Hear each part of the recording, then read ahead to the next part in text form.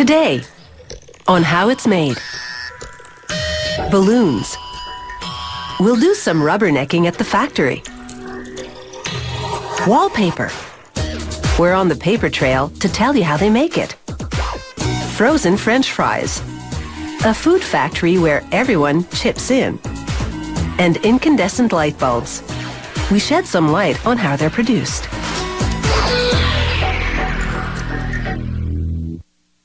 Balloons are a kind of airmail. The sight of one floating in the air sends a message that you're special. But balloons weren't always so delightful. In earlier days, they were made of dried animal bladders, a bit of an unpleasant concept. In the 19th century, someone invented a rubber balloon, and that trial balloon took off.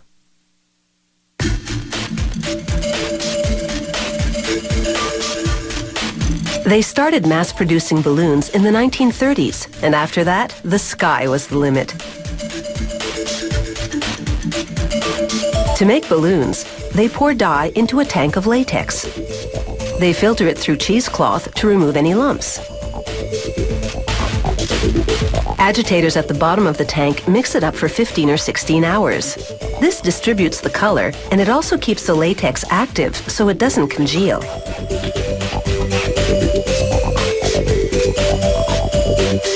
Balloons come in 53 different shades. Nozzles spray hot water onto balloon forms to clean them as they move on a system of rollers.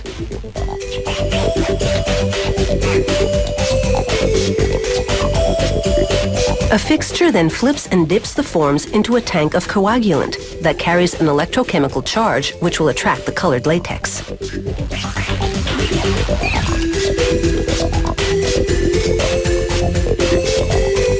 On top of this fixture are balloon forms freshly dipped in blue latex, while below, a tank full of latex rises, coating more forms on the underside.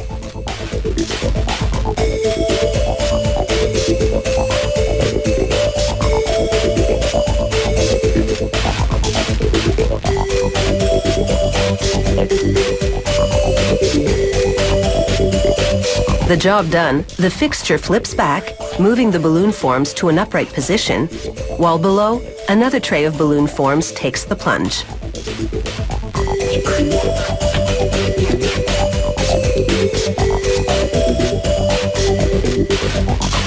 The latex dries quickly as a conveyor moves the balloon forms forward towards spiraling brushes. The brushes roll up the bottoms of the balloons, creating lips. The lips will make it possible for people to grip the balloons in order to inflate them.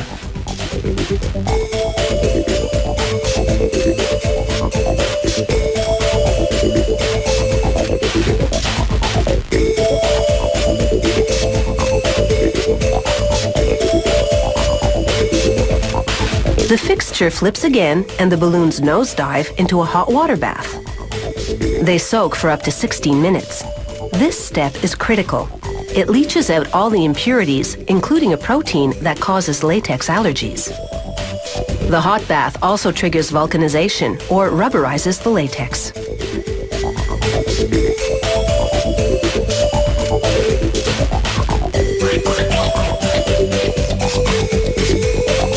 The balloons travel to another station. Here, the fixture dips them in a mix of talcum powder and water. This will allow them to be more easily stripped off the form.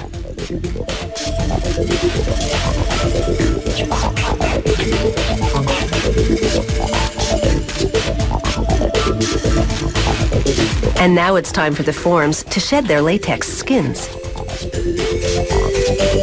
As the forms pass through this station, air jets inflate the balloons. Rollers at the top grab the balloons as they fill with air and pull them away from the forms. The rollers shoot the balloons upwards, and they topple onto a conveyor belt.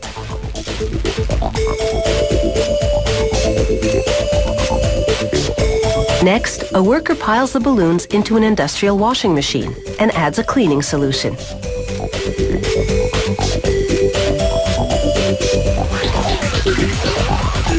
The machine heats to a steamy 71 degrees Celsius while the balloons tumble and nozzles spray water into it. This doesn't just clean the balloons, it completes the vulcanization of the latex.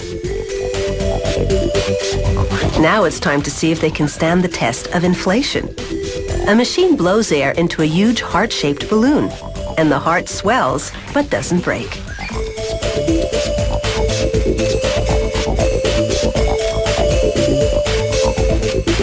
She holds it against a light to check for imperfections like blisters. Now it's time to stretch your imagination by making interesting shapes with the finished product.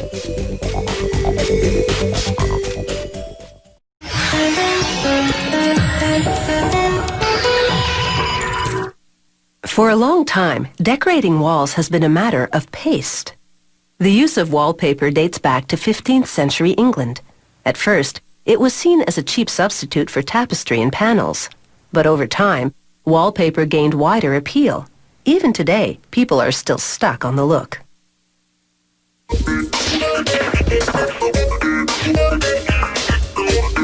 When it comes to variety in design, Wallpaper has really got it covered. To make the vinyl base for wallpaper, they pour water into a giant mixing bowl, add stabilizing powder, and a lot of plastic pellets.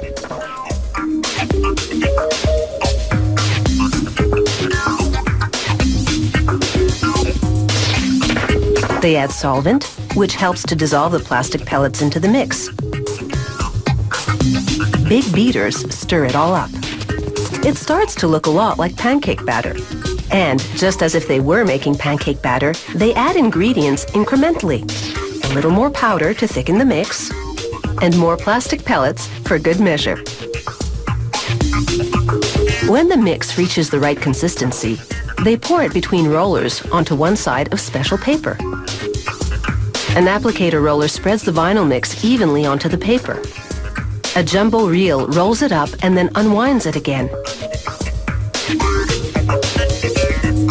Here, nozzles fill trays with paste. Rollers pick it up and apply it to the backside of the paper. Rollers pull the wallpaper through a gas oven, drying the paste. Then they wind up the paper again, creating a giant reel. A circular blade now slices through the center of the paper. This turns one roll into two, each of them 55 centimeters wide.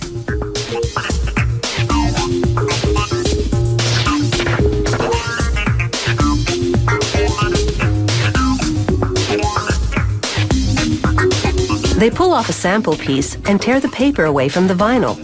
They're checking the adhesion and if the vinyl is durable and smooth. Meanwhile, away from the production line, stylists experiment with paint. They brush colors on a design that they've selected. They select 5 to 6 different color combinations because this design will be printed in many hues.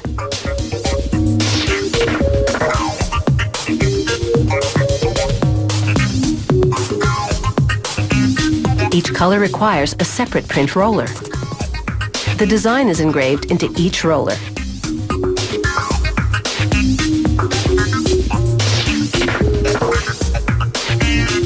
A worker applies some ink onto one of the print rollers. As the wallpaper turns on a big drum, vinyl side up, the print roller transfers the image onto the paper. Each cylinder layers it in a different color, building up the design. Darker colors are achieved by deeper engravings on the print cylinder because they transfer more ink to the wallpaper. Conversely, shallower engravings produce lighter tones.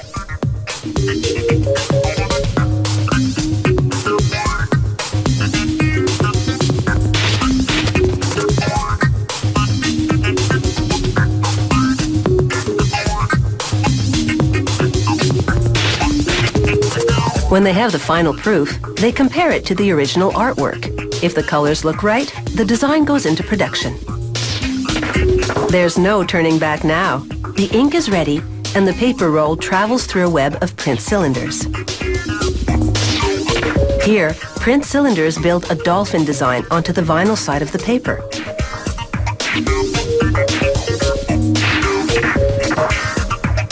To dry the ink, the paper travels through a hot blower system. This is the view from below.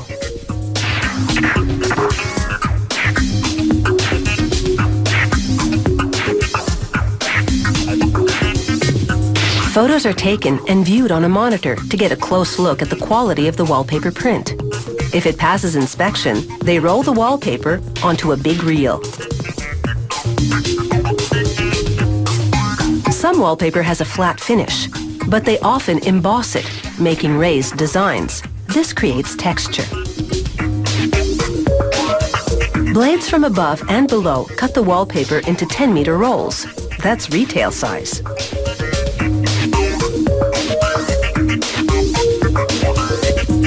A conveyor system transports the wallpaper to a machine that shrink wraps it, and they're on their way to making a design statement.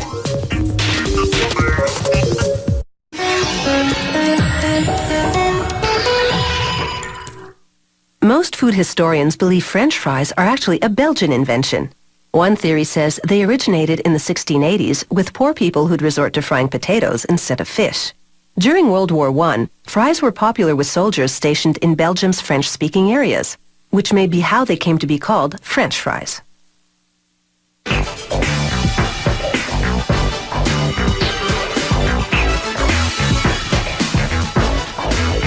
This company makes its frozen fries from russet potatoes. Russets are oval, so they produce longer fries than a rounder-shaped variety would. Russets are also sufficiently crunchy when fried, and their lower than average sugar content means their flesh stays white longer. When the potatoes arrive at the factory, they travel along rollers that rub off any foreign matter, things such as soil, small rocks, and plant parts. The rollers also scrape off the eyes. The potatoes then enter the washing station. As they spin in a revolving cage, water jets spray their surface, cleaning them thoroughly.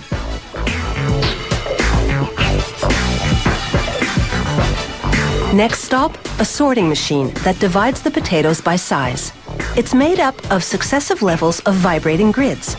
The shaking forces the smaller potatoes through the grid openings, separating them from the larger potatoes.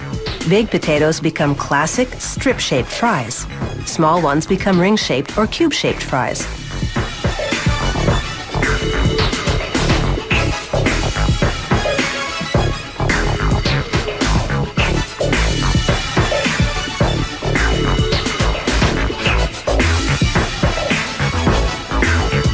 After sorting, the potatoes drop into a collection bin. Once full, it releases the potatoes into a giant steamer.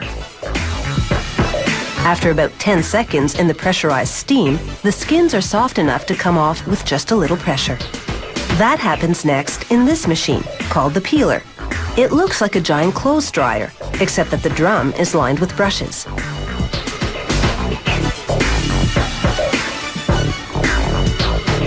As the drum tumbles, the bristles rub off the skins.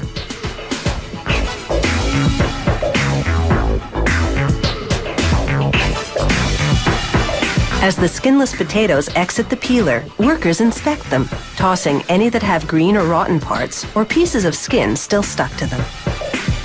The type of fries in production determines which of two systems to do the chopping. A series of rotary mechanical slicers, or a hydraulic system in which running water thrusts the potatoes against cutting blades.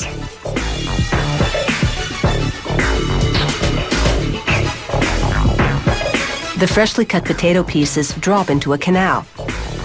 Flowing water transports them to a conveyor belt that will move them through the next phases.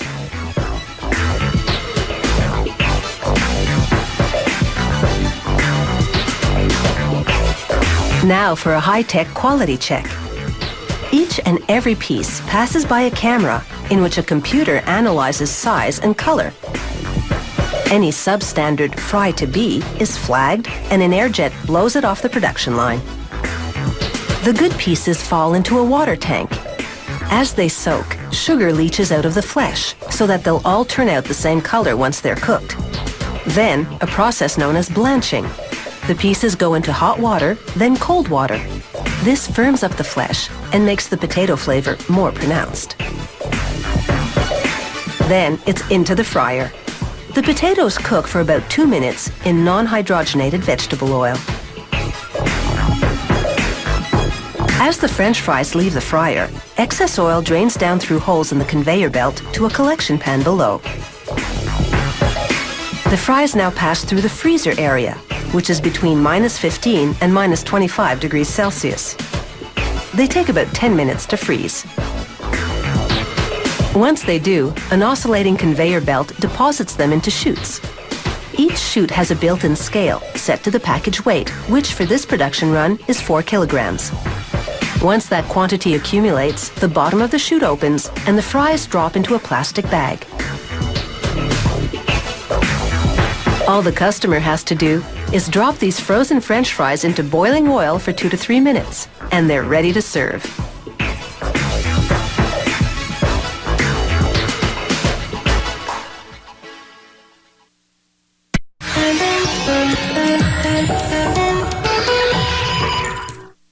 The incandescent light bulb is a rather simple device.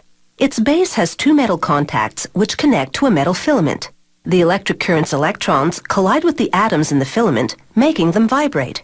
This energy heats the atoms to 2200 degrees Celsius, at which temperature they emit visible light.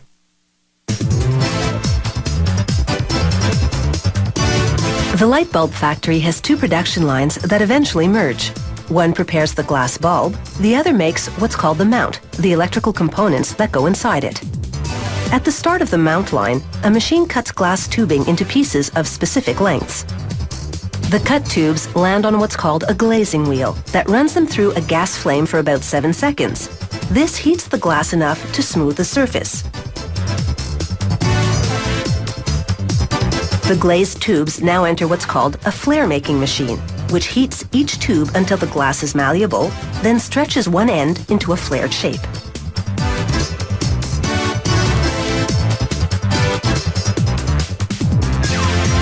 The next machine loads 2 copper lead wires into the flare end. Then it inserts a thin glass cylinder called the exhaust tube. A trip through a series of progressively hotter flames softens the tubes. A press then moves in to squash them, encasing the wires in glass. At the same time, the machine makes a tiny hole in the glass in between the wires. This is to later remove air from inside the bulb. It'll exit via the exhaust tube through this hole. Next, the machine separates the lead wires and forms the ends into hooks.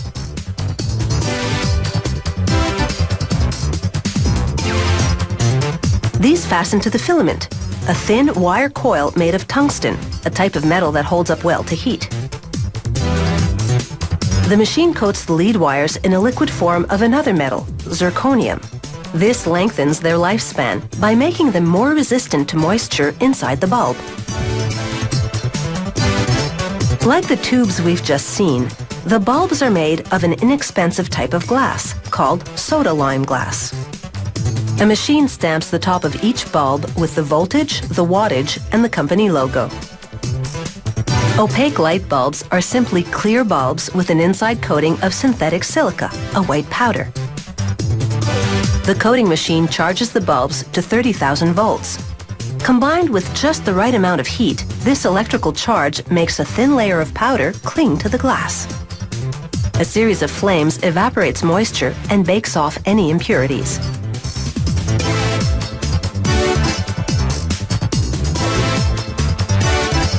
As the 2 production lines merge, a bulb goes over each mount.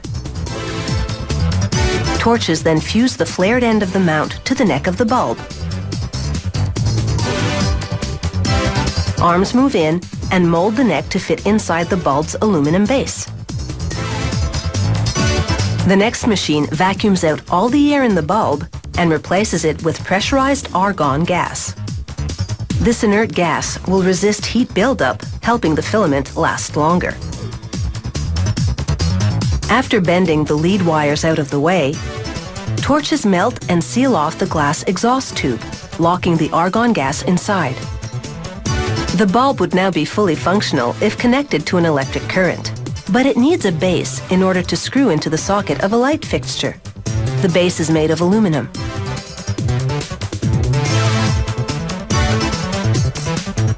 This machine inserts one of the bulb's lead wires through the middle and solders it in place. It then spot welds the other wire to the side. The result? 2 base contacts to line up with 2 socket contacts.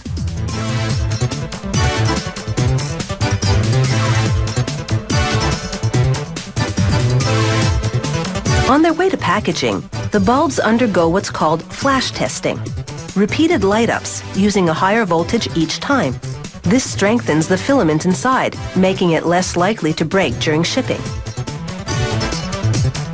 This factory tests light bulbs regularly to make sure the light output and wattage are what they should be.